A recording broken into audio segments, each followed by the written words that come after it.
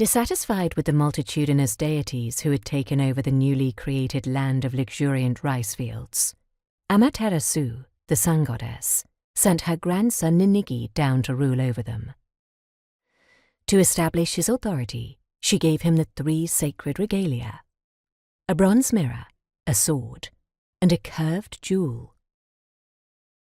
Ninigi landed on Mount Takachiho in Kyushu. He took a beautiful goddess, Princess Flowering Blossom, to be his consort, but her father demanded that he take her ugly sister as well. When Ninigi refused, the father cursed their offspring, decreeing that their lives would be as brief as the cherry blossom. Thus the race of mortals was born. 3 generations later, Ninigi's great-grandson Jimmu battled his way to the center of the country and established his capital there, and on February the 11th, 660 BCE, founded the Empire of Japan. The Yayoi. Agriculture brings wealth and warfare. In 57 CE, an envoy from a place the Chinese called the Land of Hua, Dwarf Country, or Land of Subject People, made an epic journey by ship, ox cart and sedan chair to Luoyang, the magnificent capital of the mighty Chinese Empire, bearing tribute. Emperor Guangwu of the later Han Dynasty accepted this distant territory as a tributary and presented the envoy with a solid gold seal inscribed, "To the King of Na, in the Land of Hua." Amazingly, the small square seal was found in 1784, buried in a field in northern Kyushu.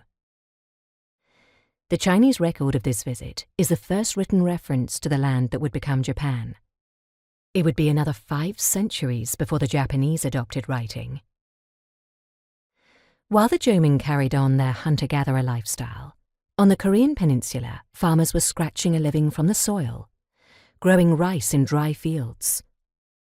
Their great neighbor China had had agriculture, metal tools, and writing for 1,000 years, and some of these developments had spread to Korea. But Korea's colder climate made it harder to grow rice. Eventually, some of these impoverished farmers began to cross the straits to Kyushu. They established settlements and traded with the Jomon. Kyushu was warmer and swampier than Korea, and rice grew better there. In other parts of the world, hunter-gatherers quickly took up farming, but the prosperous Jomon didn't need to. Then, around 400 BCE, life suddenly and dramatically changed. As the Jomon population declined, Korea's farming population boomed, and waves of immigrants began to arrive in greater numbers than ever before. Some were refugees, fleeing the constant warfare in Korea.